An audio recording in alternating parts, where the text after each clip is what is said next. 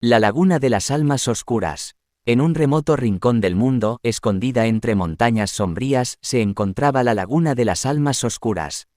Este lugar misterioso era conocido por su aura siniestra y las historias que se contaban sobre él. Se decía que aquellos que se aventuraban cerca de sus orillas nunca volvían a ser los mismos. Un grupo de exploradores decidió desafiar su miedo y adentrarse en la laguna de las almas oscuras. Con cámaras y equipos de investigación, se prepararon para descubrir los secretos ocultos detrás de esta leyenda. Pero a medida que se acercaban, sintieron un cambio en el aire, una presencia maligna que parecía acecharlos. La laguna, envuelta en una niebla espesa, emanaba una energía oscura y perturbadora. Los exploradores caminaron con cautela, sus pasos resonando en el silencio sepulcral.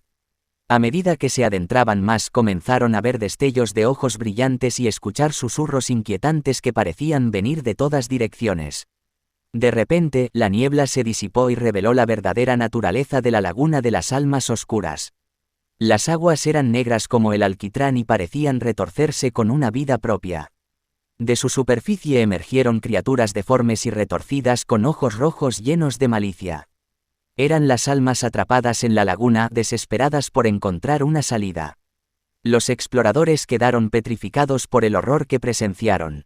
Las almas oscuras se abalanzaron sobre ellos, arrastrándolos hacia las profundidades de la laguna.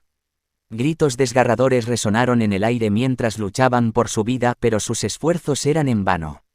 Uno a uno, los exploradores fueron consumidos por las almas oscuras, su existencia borrada de la faz de la tierra. La laguna volvió a la calma como si nunca hubiera sido testigo de los horrores que allí ocurrieron. Pero aquellos que habían sido testigos del terror extremo de la laguna de las almas oscuras quedaron marcados para siempre. Sus mentes y almas estaban teñidas por el horror y la desesperación que habían enfrentado. Nunca olvidarían la sensación de ser arrastrados hacia las profundidades de la oscuridad.